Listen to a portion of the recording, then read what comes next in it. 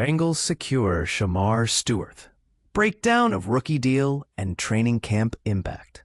When it comes to NFL rookie contracts, the devil is truly in the details. And sometimes those details can spark a standoff that keeps fans and teams on edge.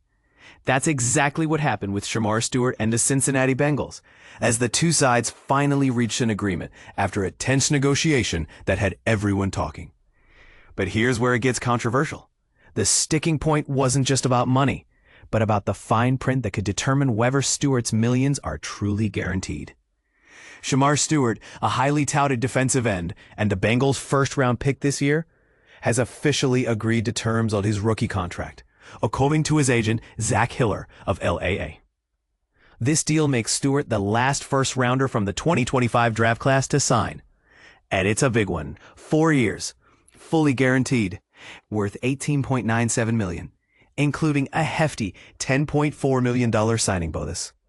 For those new to NFL contracts, a fully guaranteed deal means Stewart gets every dollar, unless certain conditions are triggered. And this is the part most people miss. Those conditions, known as void language, can make or break a player's financial security. Stewart's journey to this agreement wasn't smooth. Drafted 17th overall, he missed all of the Bengals' offseason workouts and the first week of training camp. Why? Because he and his representatives were locked in a dispute with the team over contract language that could potentially void his guaranteed money. This isn't just legal jargon. If triggered, it could mean Stewart walks away with far less than expected. The Bengals, for their part, insisted on including this language in their rookie deals, a move that's become more common across the league, but still sparks debate. After days of back and forth, both sides found middle ground. Stewart agreed to the Bengals' new contract language, but in return, he secured a more favorable payout structure than previous players drafted at the same spot. In other words, he got a better deal than the last year's No. 17 pick, Amarius Mims, even though he was initially offered a lower training camp roster bonus. This twist raises an interesting question. Should rookies have to accept stricter contract terms just to get paid what they're worth? Team president Mike Brown didn't shy away from explaining the team's position. He pointed out that the void language is there to protect the Bengals in extreme cases, like if a player were to commit a serious offense. If he did something that really deserved punishment, we'd want the option to void the guarantee, Brown said. I don't want to pay someone who could hypothetically be in jail for 4 years at this level of pay. That's a bold stance, and one that's sure to spark debate among fans and players alike. Is it fair for teams to protect themselves this way, or does it undermine the spirit of a guaranteed contract? Director of Player Personnel Duke Tobin admitted that the Bengals are among the last teams to add such language to their rookie contracts, suggesting a shift in how NFL teams approach risk and reward with their young stars. Meanwhile, the rest of Cincinnati's 2025 draft class, including second-round linebacker Demetrius Knight, signed their deals without delay, highlighting just how unique Stewart's deal situation was. And Stewart isn't the first to hold out over this issue. Back in 2018, linebacker Roquan Smith missed several weeks of Bears training camp over a similar dispute. These cases show that contract language isn't just a formality. It can have real consequences for players' careers and team chemistry. As for the Bengals, there's still one unresolved contract drama. Star defensive end Trey Hendrickson has yet to report to camp, hoping to negotiate a new deal after an all-pro season. He's entering the final year of his contract, set to earn $16 million, and his absence adds another layer of uncertainty to the team's preparations. So what do you think? Should teams have the right to void guaranteed money at extreme cases? Or does that defeat the purpose of a guaranteed contract? Is Stewart's compromise a win for players, or a sign that teams are gaining too much leverage? Let us know your thoughts in the comments. This is one debate that's far from settled. Shemar Stewart signs with Bengals. Breaking NFL news. The last holdout falls. Shemar Stewart signs with the Bengals.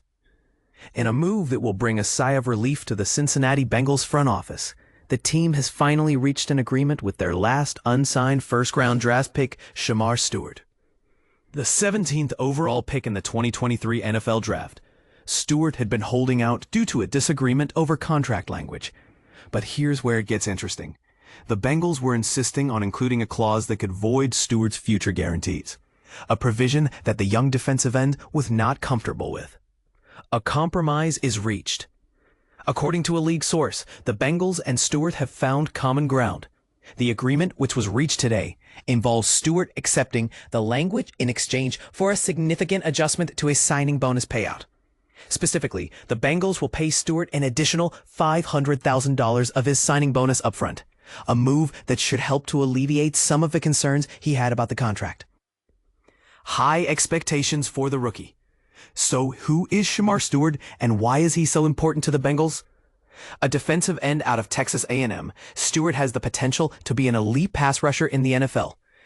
The Bengals are hoping that he'll make an immediate impact on a team that desperately needs to improve its defense after missing the playoffs last season. Despite having a talented offense led by quarterback Joe Burrow and wide receiver Jamar Chase, the Bengals' defense was a major liability in 2023. Stewart's arrival is seen as a key part of the solution to this problem. The last unsigned pick. With Stewart's signing, there is now only one 2025 NFL draft pick who has not yet signed his rookie contract: Browns' second-round pick Quinshon Judkins. However, Judkins' situation is complicated by a domestic violence charge, and it's unlikely that he'll be signing anytime soon. As for Stewart, he'll be looking to prove himself as a valuable addition to the Bengals roster, and fans will be eagerly watching to see how he performs in his rookie season. What do you think, Bengals fans? Are you excited to see Shemar Stewart in action? Do you think he'll make an immediate impact on the team's defense? Let us know in the comments. Shemar Stewart joins Cincinnati Bengals. 4-year contract signed. This contract battle just blew up into a full-blown controversy right in Cincinnati. The Bengals and rookie defensive end Shemar Stewart have finally put pen to paper on a 4-year deal worth $18.97 million, including a hefty $10.4 million signing bonus. But here's where it gets controversial. This agreement settles a public standoff that threatened to overshadow the team's off-season plans. Just days ago, Stewart skipped the mandatory minicamp, not out of defiance, but to avoid becoming a distraction while his contract remained unresolved. According to sources, his absence was meant to protect the locker room atmosphere. Yet Stewart did not hold back from expressing his frustration during the negotiations. He reminded everyone, "I'm not asking for anything that hasn't been done before. You just seem more interested in winning an argument than winning games."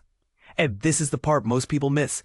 His words echo a broader debate over how teams handle rookie contracts and the power dynamics at play. At the heart of the dispute was a clause that allowed the Bengals to strip Stewart of his guaranteed money if he engaged in conduct deemed detrimental to the team. That could include getting injured during a prohibited activity or worse, committing a criminal offense. While teams often include protective language in rookie deals, some argue this version went beyond standard practice. Is it fair for a franchise to hold so much power over a young player's guaranteed earnings, or should rookies expect a little more job security? Until this agreement, Stewart was one of only 2 draft picks from this spring who hadn't signed on the dotted line. With his new contract in place, only the Cleveland Browns' second-round running back Quinshon Judkins remains unsigned. For Stewart, a 21-year-old standout from Texas A&M chosen 17th overall, the deal marks a major milestone in his budding professional career. But the story doesn't end there. The Bengals are facing another looming showdown with veteran edge rusher Trey Hendrickson, who's holding out of minicamp while seeking a contract extension. Hendrickson has 1 year left on the extension he signed in 2023, with a remaining salary of $16 million and a cap hit of $18.3 million next season.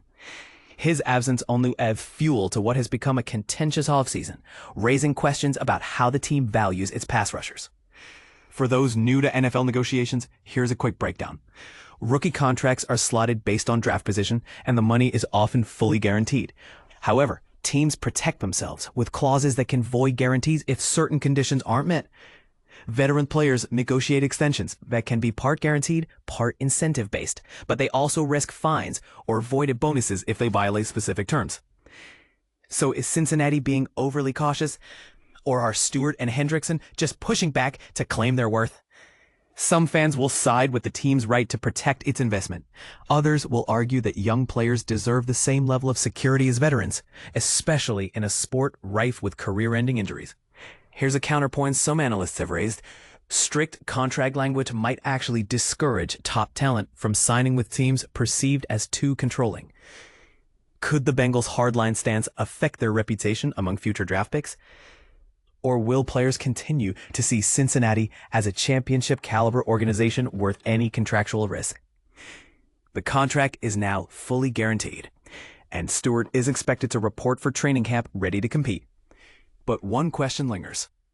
Did both sides really win this argument, or is this just the calm before another storm? What do you think? Was the Bengals' conduct clause over the top, or is it a necessary safeguard? Are Stewart and Hendrickson justified in holding out, or should they simply trust the process and focus on football? Join the conversation and let us know your perspective below.